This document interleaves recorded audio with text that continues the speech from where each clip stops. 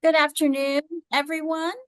Welcome to the session titled Making Distinctions, Morality versus Ethics. I'm Dr. Kathleen Tate, Editor-in-Chief with the Journal of Online Learning, Research, and Practice, and Department Chair and Professor at American Public University System, and will be the chair of this session.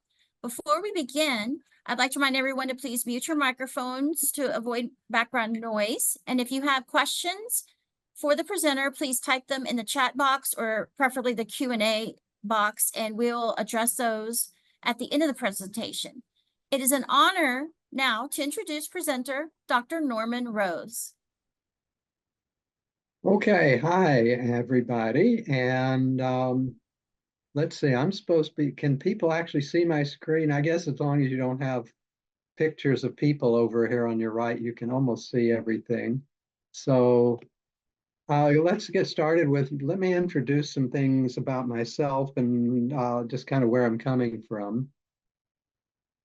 I am not an expert in ethics or morality or AI. I'm a teacher, and my background is in elementary education. So I kind of know how that territory works, and that really led me into a kind of a lifelong pursuit into trying to understand human development in general, and one particular area we know as character development. So that's where this kind of led over the years to noticing this distinction that I thought was important, but not many people kind of were with me on that. So I'm going to see if I can convince everybody here today. First of all, let me just say that in this conference, I keep hearing words, like accessibility and diversity, words that really indicate people are speaking through an ethical framework. And that's the way it should be, right? Yeah. But the thing is that, we in academia have always been accused of living in a bubble or an ivory tower. And in this regard, I think we kind of do the same thing. We're kind of in a bubble where we think everybody's thinking ethically, that everybody has the same ideas when they use words like accessibility and diversity. So it's not necessarily so. So I'm going to go through a slideshow here with you and see what I can do to convince you, and then get you to think about, well, what are the implications of what I'm presenting? What are the applications of what I'm presenting in your work world? So let's get started here. Is there a distinction? I think so. And we'll start with morality. What is morality? Okay, to me, morality is, now don't run to your dictionary because you may not find anything close to what I'm saying, but that's okay. Just follow with me here and we'll see what we get. Morality is traditions based.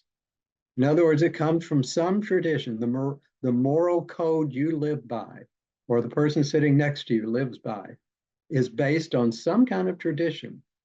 Could be religious, cultural, regional, even just within a family. And in that grouping, there are social moral norms, shall we say. And morality is mostly concerned with judging what's good, bad, right, wrong in every situation. You have a moral code that you grow up with, and you kind of know how to handle pretty much every situation by plugging in your moral code. So really what morality ends up being is guidelines, rules for correct behavior, correct speech in the world. And that works real well as long as you stay within your tradition. Okay, so what's ethics? Ethics is based on concept and principles rather than based on traditions. So it's based on concepts such as justice and fairness and equity, words like I said, you've been using for the last couple of days. Its concern then is with what is just, fair, equitable, compassionate. So there are no actual rules, it's all situational. In this situation, what would be the most just, fair, equitable, compassionate thing to do or say? And it's sort of like kind of a playbook, you know, you use those kind of words, those concepts to make your decision about the right words and the right actions. Now, admittedly, morality and ethics often agree. Um, for example, let's look at the famous Golden Rule. Now, many people in many different parts of the world have some version of the Golden Rule as a moral imperative that they live by. If you're looking at it through the lens of morality, we're talking about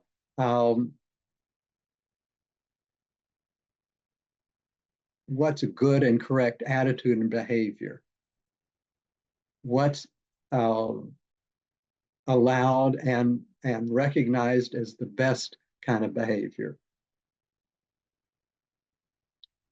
But when ethics looks at the Golden Rule, it's a general principle, and it can lead to ethical behavior, but it may need some modifications in some situations.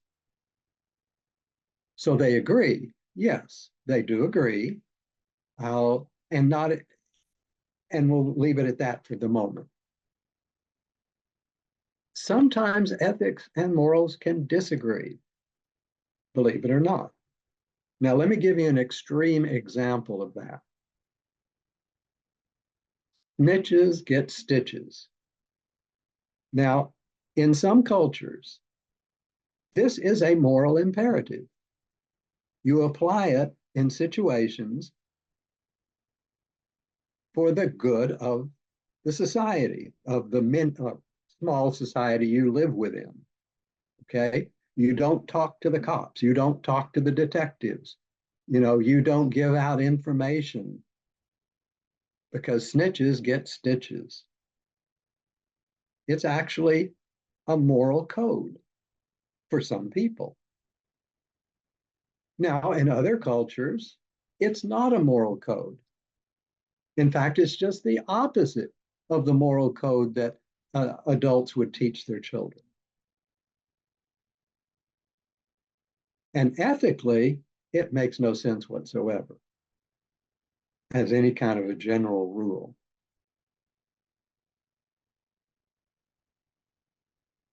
So even when morality and ethics agree, they don't necessarily agree for exactly the same reason, because one's chiseled in stone and one is not. It's situational.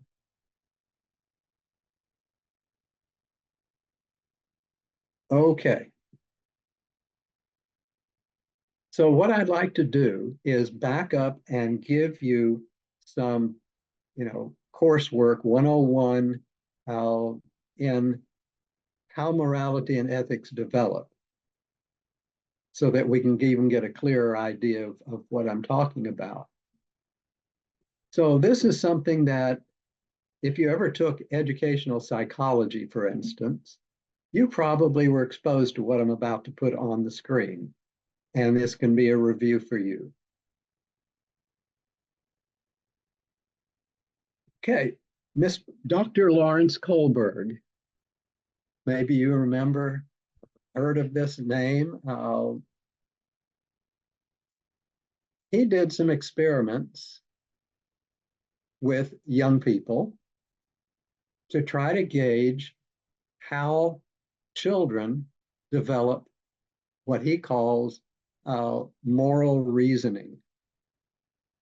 And by the time he'd worked with children of many different ages, he came up with 6 stages of moral development. And those 6 stages go from the most primitive, shall we say, like what's in it for me, as an infant or toddler normally operates, all the way up to very, shall we say, cosmic, universal themes that we call ethics.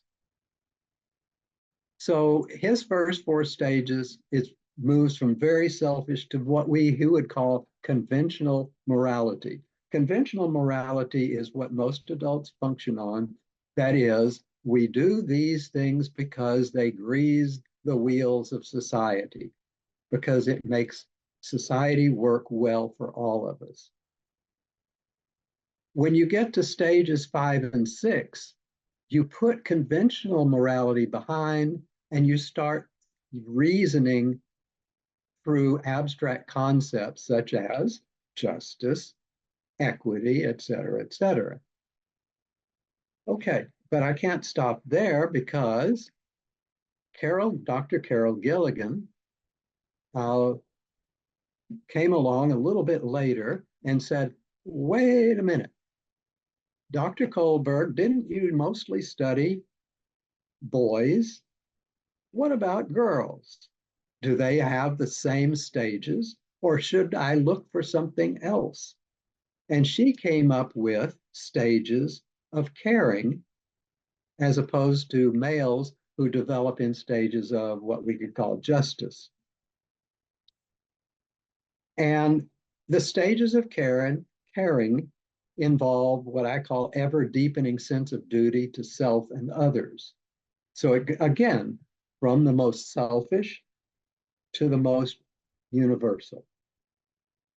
So putting these 2 individuals together, and don't put them too close together, they might start a fight. But anyway, the lower levels of what children are taught or the way they operate is what we would call morality, from the most primitive to the most conventional. The upper levels of Kohlberg's and Gilligan's constructs would relate to what we call ethics, where you use your rational mind and you use concepts such as caring and justice and equity. So, with all that in mind, the question is, why am I going through all this? What does it mean for you in your work life, or maybe even in your personal life? Because we live in a society where many individuals don't reach those upper stages of ethics, even as adults. They are grounded in moral thinking, which is more concrete, more rigid, more defined. So, if you're working with a team of people, colleagues, or if you're working with students, you cannot assume that even if they do use words like equity, you don't know for sure if everybody's on the same page because they come from different moral backgrounds. So who is going to pull the team together, shall we say, and get everyone to start thinking ethically and behaving ethically and using the language of ethics correctly, precisely? And guess what? It's us. It's us. We, the teachers, we, the professionals who have colleagues, we, the managers, it's up to us. Don't depend on your HR department to take care of it. It's us. We have to make sure in subtle ways or in obvious ways, it's up to us to get the team all functioning on the same ethical basis, which means for some people leaving behind at times their moral codes and thinking in a whole new way. So, how does this apply to your workplace? How does it apply to your job as a teacher at whatever level? How does it apply to talking with students, colleagues? How does it apply to using AI? How does it apply to getting your students to use AI ethically? Or your workplace or your team's use of AI? You know, so this is the point where I figure I've said what I need to say. And this is the time where maybe some of you would like to throw in some input and we can discuss whether you want to talk more in general or more specifically toward AI. Where are we now? What are we willing to do to make sure that ethics really is applied in the workplace? Norman, we have a couple of questions if you want to take those now. Well, I'll take questions, but I'm just fine with other people answering as much as I can answer. Go ahead. Okay, so one question is, what is moral responsibility of teachers in general then with students who cheat and you catch them at it and they say, so what? So what? Somebody's done a lousy job. Okay, now there I am making a judgment. But anyway, so what? I cheated. What's your moral obligation? What's your ethical obligation? I mean, obviously, the person who would come out at you with that kind of a reply is functioning at a pretty primitive level of morality and hardly any hint of ethics, right?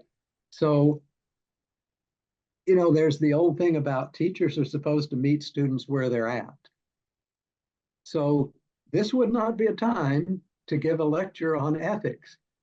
This would probably be the time to try to meet them at their level of morality and eventually bring them to ethics. But if they're still functioning at the level of selfishness like that, forget ethics. That's going to be way over their head, I would imagine. Now, maybe somebody else has some experience with that and maybe has even a better answer. And let me ask you another question though, as people are thinking about that. Yeah. This was also in the chat. Now the question, so I think what you were saying is when we get into groups and so forth, we need to get on the same page before we can even do the work. But this question emerged. It says, are you suggesting that ethical training is a responsibility of teachers and not parents? I don't think that's what you were saying, but there's the question. But here's the thing. Parents, whether they do it consciously or not, are instilling a moral code in their children. And then the children may rebel against it. But they have been taught some kind of moral code, either in words or in actions that they've witnessed. But yes, in a way, you might say, yes, I am saying it might be our job as teachers, managers, to bring our clients, students, colleagues into ethical thinking because it may be new to them. They may be functioning on a moral code, and terms like equity and all that, they may have a vague idea of what that means, but if they really aren't thinking ethically much of the time, if ever, then they probably don't have firm ideas about what those concepts really are all about. So yeah, in a way, I am saying it may be up to us to teach ethical thinking to people who are still living under a certain moral code that might bump up against somebody else's moral code. But when we're all thinking ethics, we're kind of all on the same page. You know, when you say what's the most just thing we can do in this situation? What's the most compassionate thing we can do in this situation? How can we include the most people in this situation? Okay, there's no moral code that can give you an answer to that. It requires ethical thinking, and we may have to introduce it as well as, of course, exemplify it to students, colleagues, etc. Hey, and even bosses, maybe. I don't know. Okay. Anything else?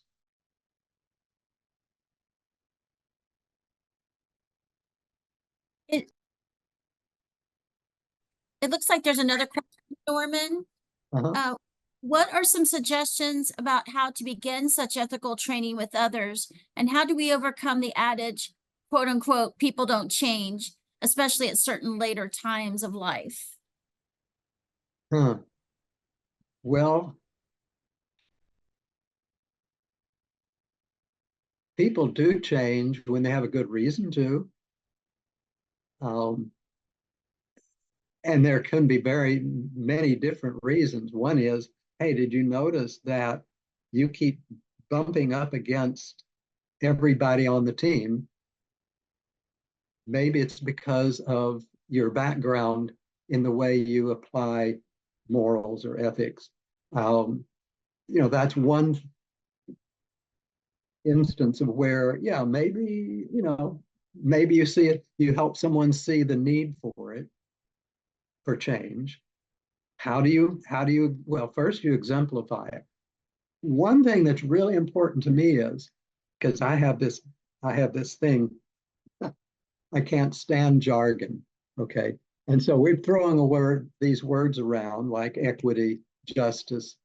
They're not jargon, but if you don't ever apply them or exemplify them or give examples, then they might as well be jargon. So I'll be careful. When you use these words that we use all the time for ethical thinking, when we use those words, let's make sure that we're not just tossing out jargon because they're the latest trend of catchphrases, that are going around. We don't want to talk in jargon or memes. What we want to do is we want to exemplify. So when we say, what's the most equitable thing we can do in this situation? Give an example. Give a definition. Given something that it shows that you understand what that concept word actually means in practice. That's what I would say.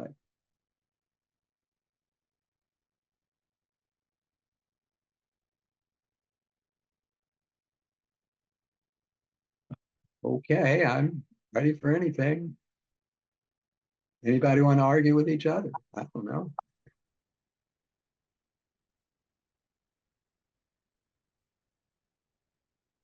I don't see any other questions at this time, Norman. Okay, well, that's fine. Um, I hope I've planted a seed. That's my intent here, is look at everything that you've done during these 2 days. You go back to work, you listen to people, you listen to yourself.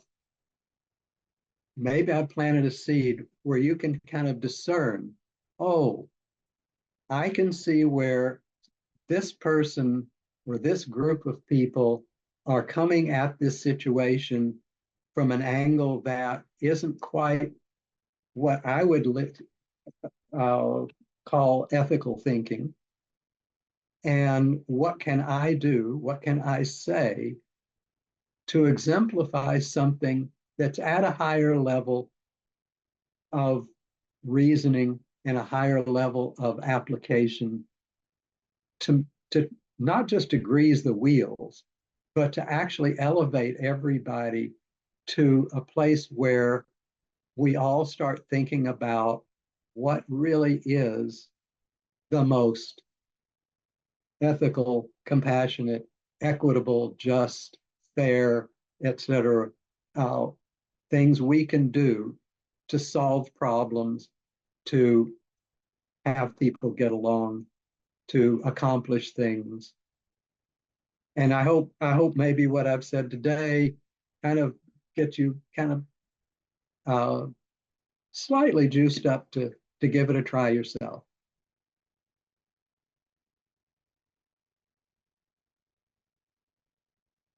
So Kathleen, what happens now? Okay, so I don't see any more questions, so I guess we might close the session early. We do have one final session this afternoon with us co-creators and journal editors presenting. If you'd like to attend that, that's coming up about a half hour. So thank you everyone for attending the session, and thank you again to Norman for presenting. Okay, and thank you, Kinjo. Yes.